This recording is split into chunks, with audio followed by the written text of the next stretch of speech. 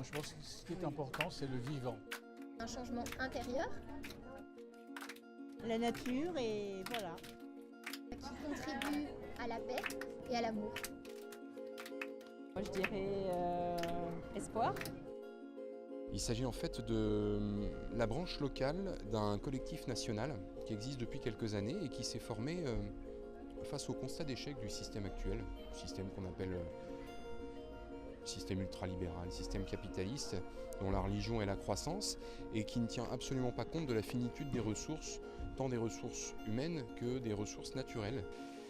Donc quand les quelques personnes qui se sont rendues compte un petit peu, qui ont fait ce constat, ont regardé autour d'elles, elles se sont rendues compte qu'il y avait, ne serait-ce qu'en France, des centaines de milliers de personnes. À l'époque, il y avait plus de 400 000 personnes déjà qui participaient, développaient des alternatives dans tous les domaines de la vie quotidienne, que ce soit dans l'éducation, dans les transports, dans l'énergie, la politique ou que sais-je.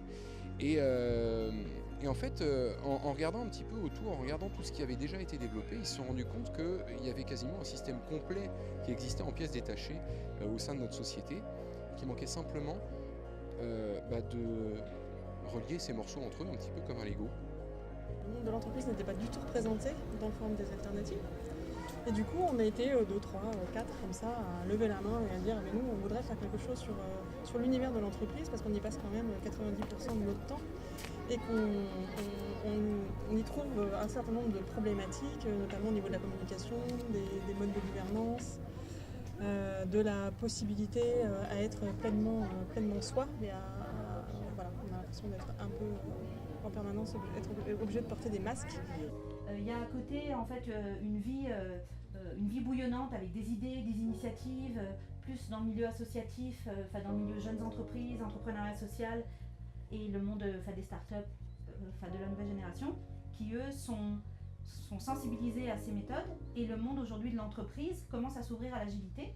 Et pour moi, c'est justement une porte ouverte où là, on commence à parler le même langage entre ces deux univers. Et nous, on avait vraiment envie de partager, de montrer en fait aux gens qu'il existe sur notre territoire des entreprises comme ça.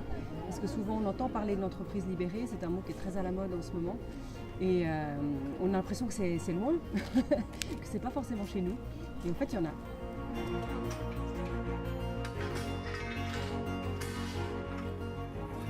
Ces idées-là, ces alternatives, cette énergie, cet esprit positif et ces valeurs de coopération, de respect de la nature, de respect de l'homme, de respect du vivant d'une manière générale. J'espère qu'on va propager tout ça et qu'on va arriver à changer en profondeur le système et notre rapport aux choses.